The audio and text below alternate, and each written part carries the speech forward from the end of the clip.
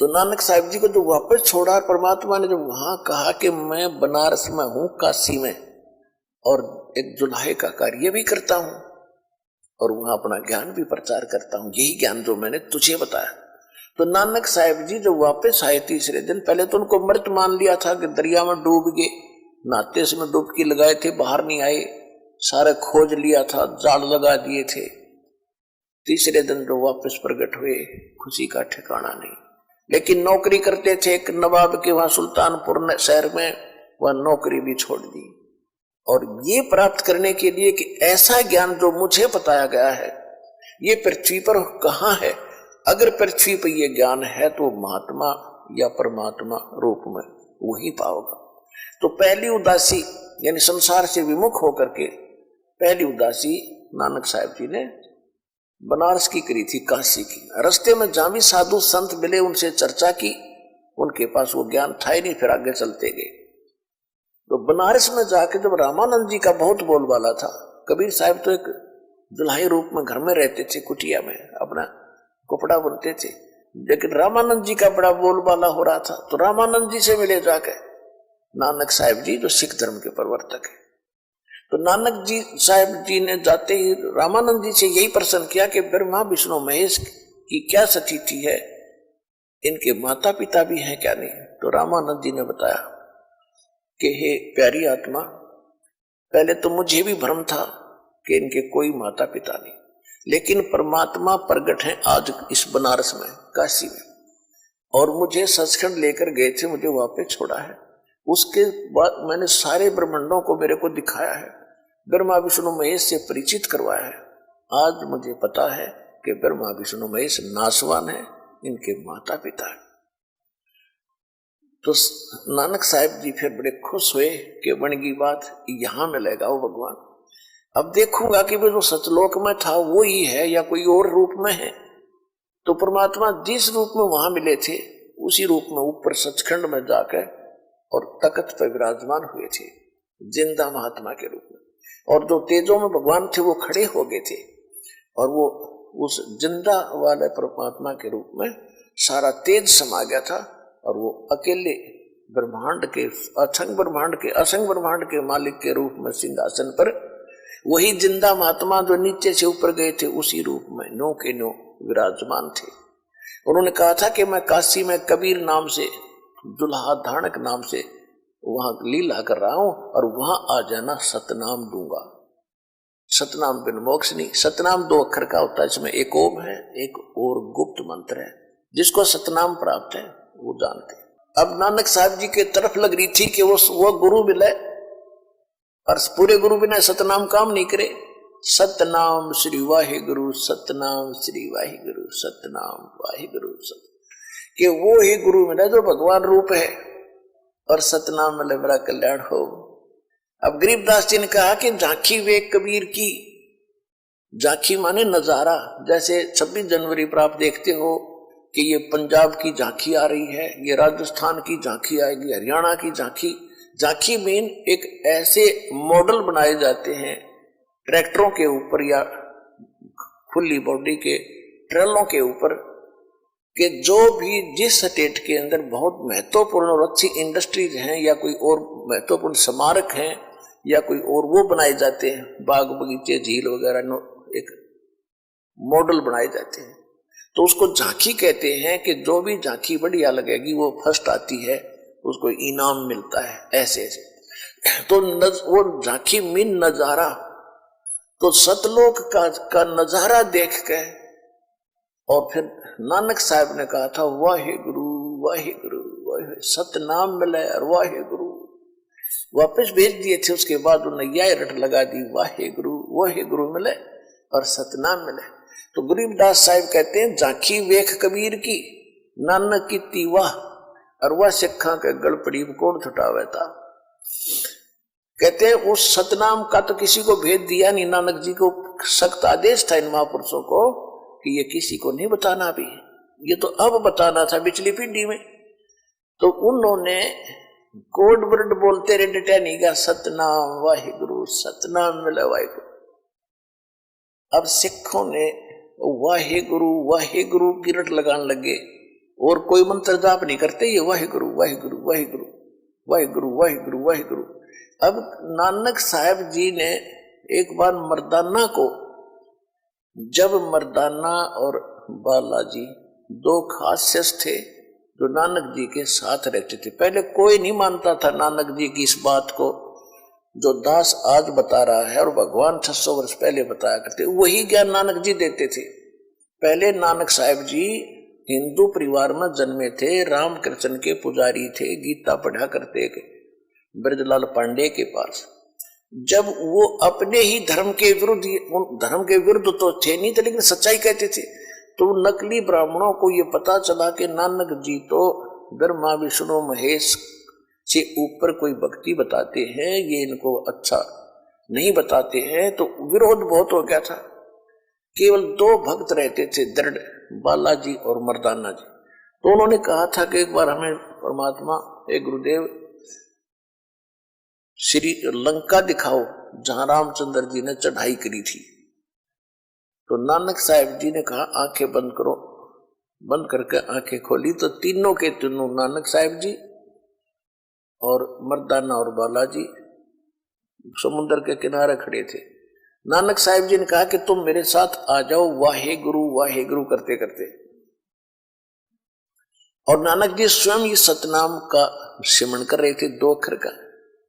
तो नानक साहब जी ने लीला की, मुख से उच्चारण कर दिया ये मंत्र सतनाम का।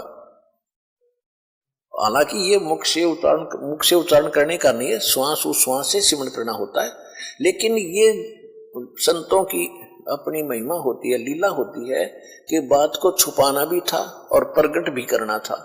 आज प्रमाण बनाने के लिए कि नानक जी कौन सी भक्ति करते थे, तो वो सतनाम के 2 अक्षर का जाप करने लगे नानक जी।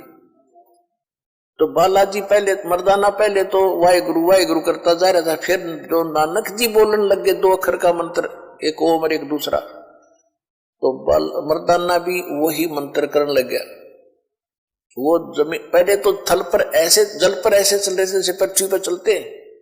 नानक जी के आशीर्वाद से, उनकी सिद्धि शक्ति से तीनों के तीनों समुद्र पर ऐसे चल रहे थे जैसे पृथ्वी पर चलते हैं।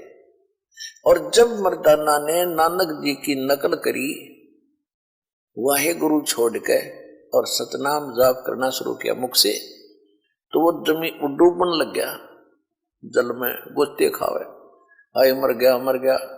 तब नानक जी ने कहा कि मर्दाना तू वही जप जो मैंने बताया था, नकल मत कर। तो फिर उसने वाहे गुरु किया तो वो समुद्र पर खड़ा हो गया। तो कहने का भाव ये है कि उस समय इस सतनाम को गुप्त रखना था, छुपा कर रखना था, इसको डिस्क्लोज करना ही नहीं था। नहीं तो ये नकली पंथ, राधा स्वामी पंथ, इस गुरु ग्रंथ साहिब से ही अपनी अज्ञान सोच से अलग से बना करके, तुलसी वो शिवदयाल जी ने रोज गुरु ग्रंथ साहिब की वाणी पढ़ते थे, कबीर साहब की वाणी पढ़ता था। ग्रंथ का समझना को बालकों का खेल है। अपने मनमुखी 5 नाम सिलेक्ट कर लिया, ओंकार ज्योतिनंद सोम और सतनाम, ये बकवास करने लगे। अगर इनके पास, इनको पता होता कि ये मंत्र है गुरु ग्रंथ साहिब के अंदर, ये इकट्ठा मंत्र नहीं कहीं भी। इस कारण से जो गुरु ग्रंथ साहिब की जब इकट्ठा किया वाणियों को, गुरु ग्रंथ साहिब का रूप दिया, उसमें एक विशेष ध्यान रखा गया उन महापुरुषों के द्वारा कि ये सतनाम इसमें नहीं आना चाहिए। गुरु ग्रंथ साहिब में कहीं कोई सिख बच्चा इसको पढ़, ओम नाम का सतनाम का जाप ना कर ले, और जाप करने से गुरु जी की आज्ञा की अवहेलना होने से मर्दाना वाली दशा ना हो जाए, इनको हानि ना हो जाए, इसलिए उसकी छींट भी ना लागण दी गुरु ग्रंथ साहिब।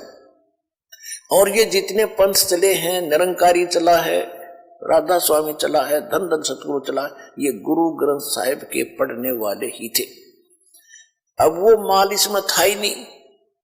और नानक साहब जी खुद कहते हैं, और ये राधा स्वामी का जो सावन सिंह जी थे, ये उसने 4-5 ये बना रखे हैं, संत मत प्रकाश भाग 1, 2, 3, 4, 5 तक लिख रखी पुस्तकें। चौथे भाग में लिख रखा कि सोई गुरु पूरा का, वह 2 अक्षर का वेद बतावे।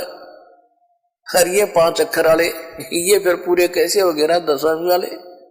पूरा तो ये दास है अब, या वो महापुरुष थे जिनको प्राप्त था ये नाम। अब देखो समय अनुसार नानक साहिब जी ने इसको परमात्मा के आदेश अनुसार गुप्त रखना था और बता भी दिया कि मैं ये जाप करता हूं और मेरा मुक्त सभी का उसी से होगा मुक्ति। तो उसके साथ साथ धर्मदास जी को यही नाम दिया, मुल्कदास जी को यही नाम दिया, दादू साहब जी को यही नाम दिया। गरीबदास जी ने अपनी वाणी में सैकड़ों बार लिखा है कि ये है वो 2 अक्षर का मंत्र। और गीसा दास जी की वाणी में यही है कि ओम सोम जप ले भाई राम नाम की यही कमाई, पूरा शब्द है। हर ये गीसा पंथ वाले उस पूरे शब्द की आरती सी गाते हैं सारा दिन वो ओम सोम उसका जाप भी नहीं करते उस मंत्र का। तो कहने का भाव ये है कि आप परजा हुई परमात्मा की। तो यहां जो प्रसंग चल रहा था कि झांकी वे कबीर की नानक की वाह और वह सिखा के गल पड़ी कौन छुटावे था। अब वहां जो मर्दाना जी वाहे गुरु नाम से बचे नहीं, डूबने से नहीं बचे, वो तो नानक साहिब जी परमात्मा से परिचित होने के बाद, परमात्मा से मिलने के बाद सिद्धि युक्त हो गए थे। वो अपनी सिद्धि से उनको उस पर जल पर चला रहे थे। उस वाहे गुरु मंत्र से उनको कोई लाभ नहीं होने वाला था, क्योंकि उससे होता तो वो खुद भी तो वही जाप करते। वो सही मंत्र, वो तो वैसे जैसे हम सतसाहिब बोलते हैं, ये सतसाहिब हमारा मंत्र नहीं है, लेकिन उस परमात्मा की तरफ संकेत है जो अविनाशी भगवान है। इसी प्रकार वाहेगुरु जो नानक साहिब जी कहते थे, वो वाहेगुरु जब बोलते थे तो उस परमात्मा की तरफ उसकी सुरती रहती थी कि वो है वास्तव गुरु और सब नकली है। तो यहाँ कहते हैं झांकी वे कबीर की नानक की तीवा और वह सिखा के गल पड़ी वो कौन छुटावे था। अब सभी वाहेगुरु वाहेगुरु कहते हैं, अगर इसे हटकर कोई मंत्र कहते हैं तो उन पर विश्वास नहीं हो पाता। वो समय था कि इसको छुपाना था और अब समय है इसको डिस्क्लोज करना है। तो जो नाम नानक साहिब जी जाप करते थे, हमने वही नाम जाप करना पड़ेगा। उस समय ये 5505 कलयुग बीता नहीं था, इसलिए इसको नहीं बताना था। अगर ये पहले पता होता, ये नकली पंथ भी यही नाम दे रहे होते, तो आज दास कैसे भिन्नता बताता कि ये नकली है और ये असली है। वो अधिकारी नहीं है, अनधिकारी व्यक्ति अगर इस मंत्र का जाप देता है तो भी यूजलेस है, उससे प्राप्त करना भी व्यर्थ है, तो काल के जाल में रह जाते।